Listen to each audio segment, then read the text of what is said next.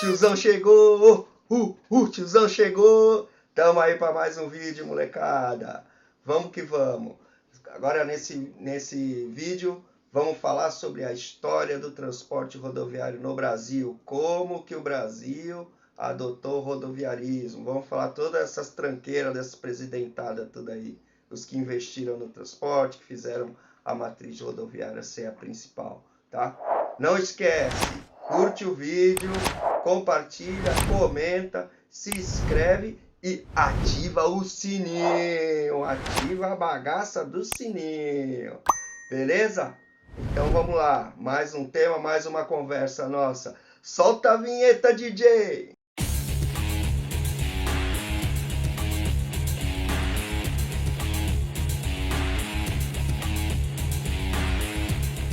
Vamos lá, pessoal.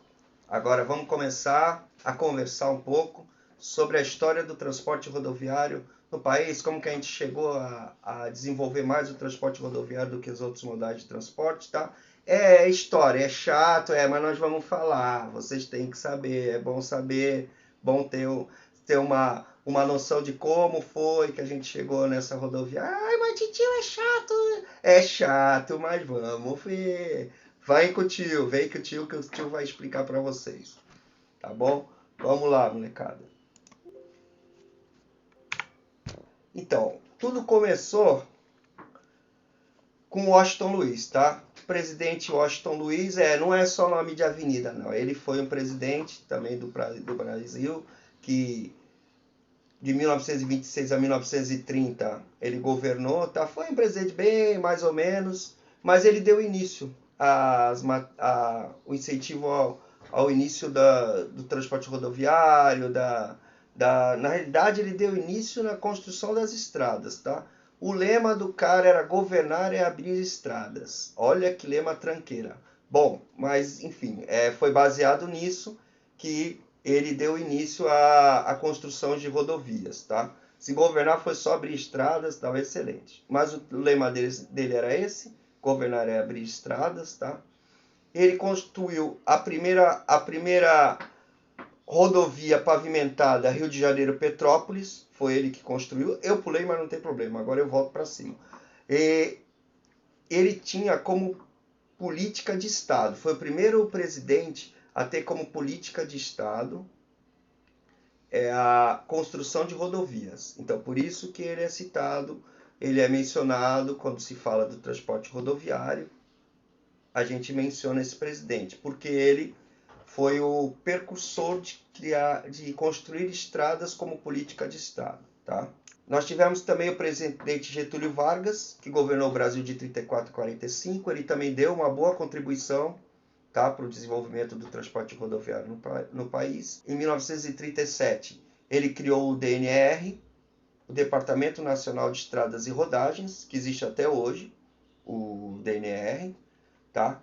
E ele também contribuiu com o aumento da malha rodoviária, também construiu algumas estradas, também incentivou a construção de novas estradas. Então ele também tem o seu dedinho lá do Getúlio também, no modal rodoviário, tá? Que nós temos hoje. E o principal deles, o cara que deu o estímulo mesmo na bagaça toda, que chutou o pau da barraca, Juscelino Kubitschek, tá?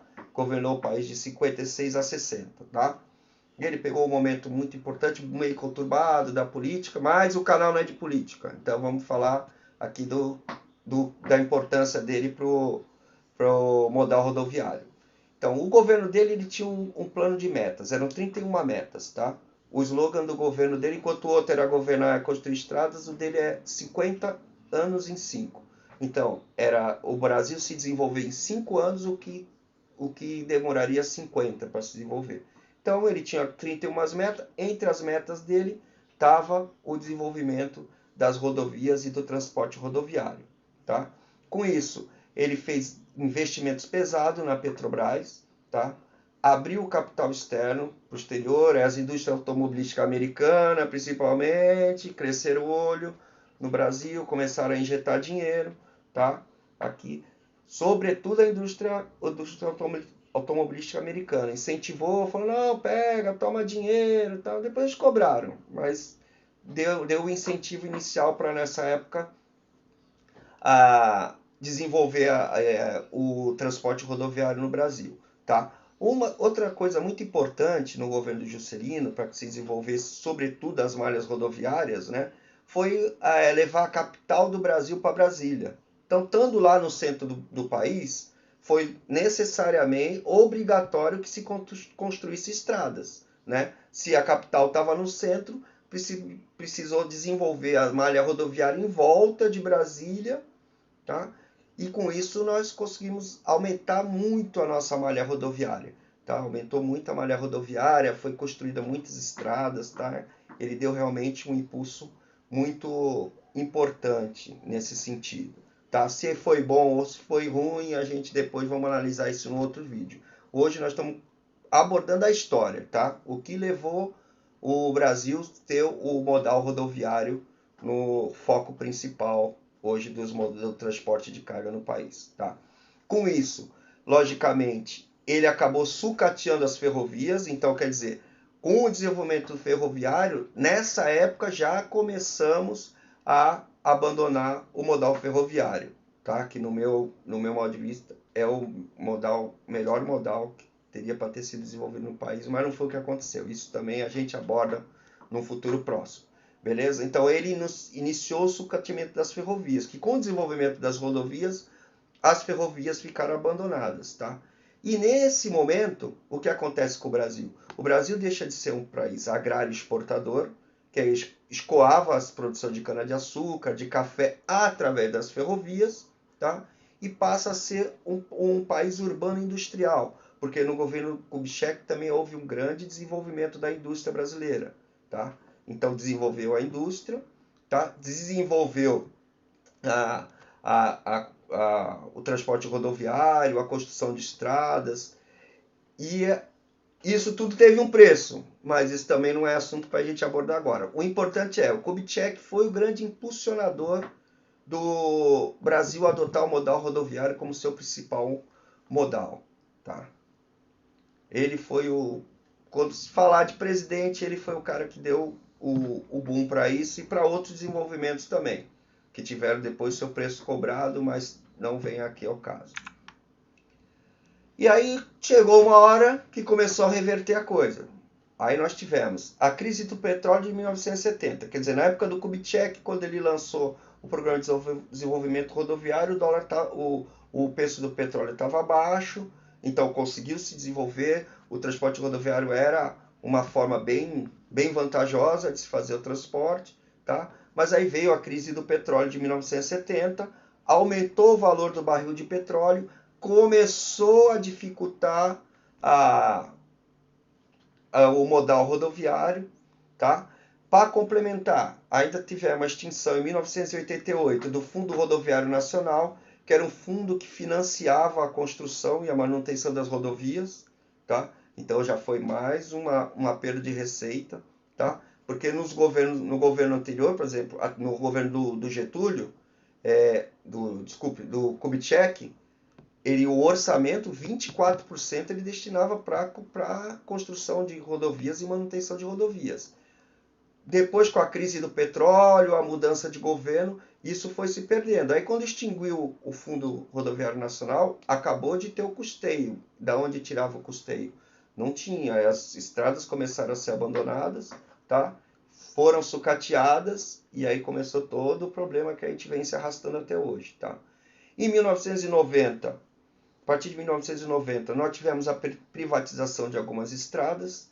Só que o problema da privatização é o seguinte: ela é boa, a estrada que a concessionária pega, realmente ela melhora, cobra um pedágio caro, mas você tem o retorno. Tá? Só que como toda empresa privada que visa lucro, ela só pega o nicho, onde ela vai ganhar dinheiro. Por isso que a gente vê muitas estradas no norte, nordeste, abandonadas. Por causa disso, porque a iniciativa privada não vai investir onde ela acha que não vai ter o retorno.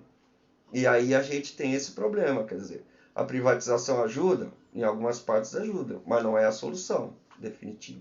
Entendeu? Porque o concessionário, ele quer pegar a área rentável. Então, muitas áreas ficam abandonadas. Como vocês vão ver à frente, a situação é caótica.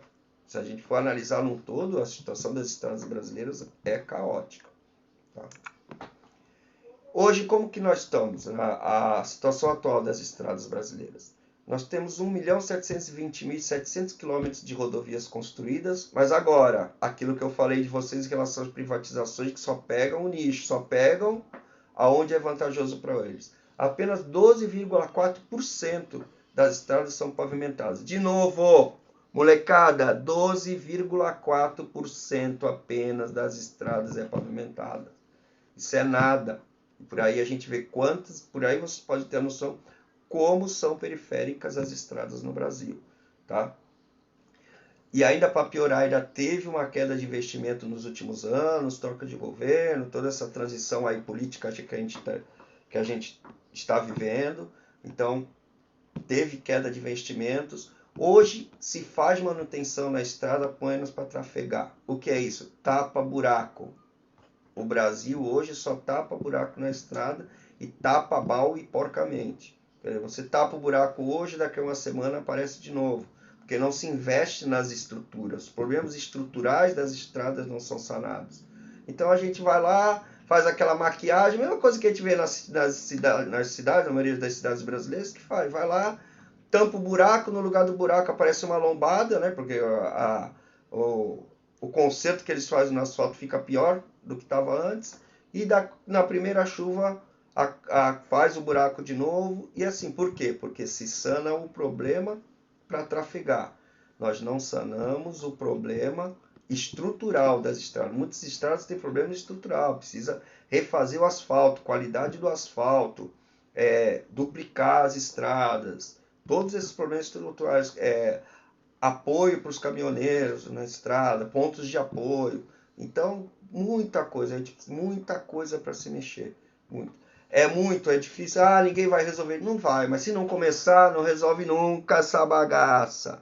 Então, é isso. Eu quis passar aí nesse vídeo uma noção geral, tá? Para vocês, da história do transporte rodoviário, a história política, como nós chegamos a esse ponto, né? Do transporte rodoviário ser o principal transporte, essas deficiências que nós temos, tá?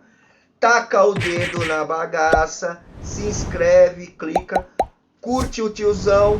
Quando tiver 100 curtidas no vídeo, vai ter dancinha dança, do gatinho, tiozão. dança. E outra coisa, continua na parte 2, nós vamos continuar falando de transporte rodoviário. Aí eu vou abranger agora mais diretamente os pontos específicos do transporte rodoviário.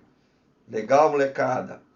Valeu, obrigado, continuem comigo, comentem, curta, ativa o sininho, tem o sininho, ativa o sininho, sempre que o tiozão entrar, vai aparecer no celularzinho de vocês,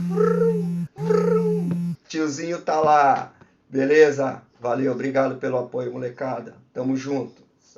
Tá? Ele criou em 1937, ele criou o DNR. Ô, amigo, calma aí. Caramba. Acho que não gravou? Quando eu apertei, né? Contribuição, tá? Ele governou o país de 34 a 45, implantado no país. Em 1937, ele... deixa eu dar um pause. Volta de novo.